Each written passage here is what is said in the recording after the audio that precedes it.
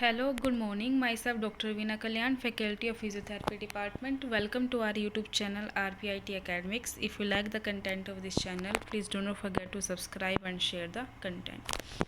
So in this presentation, we'll talk about the hip rotation or the pelvic rotation. So pelvic rotation is a motion of the entire pelvic ring in the transverse plane around a vertical axis. Although rotation can occur around a vertical axis through the middle of the pelvis in bilateral stance.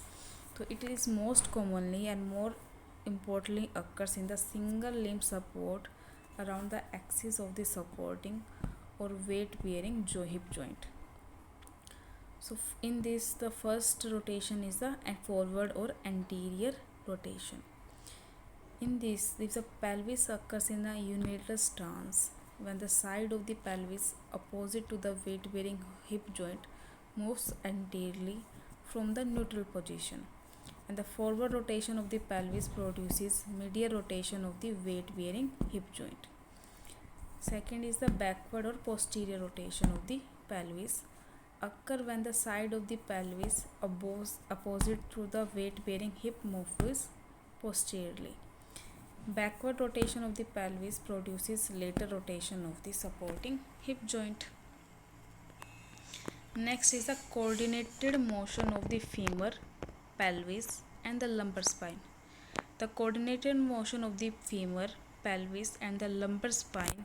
When the pelvis moves over the relatively fixed femur, there are two possible outcomes to consider. Either the head and the trunk will follow the motion of the pelvis, that is moving the head through the space.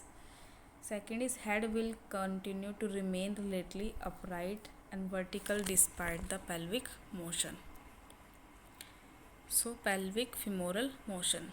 So when the femur, pelvis and spine move in a coordinated manner to produce a larger range of motion than is available to one segment alone, the hip joint is participating in what will predominantly be an open chain motion termed as pelvic femoral motion.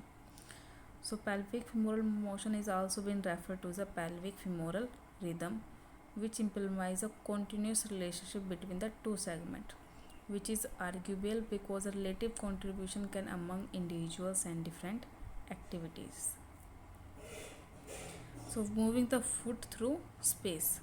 So when the person is lying on the right side, the left foot may be moved through the arc of the motion approaching 90 degree, and the abducted limb is in an open chain. So in this, the pelvic floral motion is increases range through which the foot can be moved space by combining left hip abduction, lateral pelvic tilt and flexion of the lumbar side of the left. Thank you.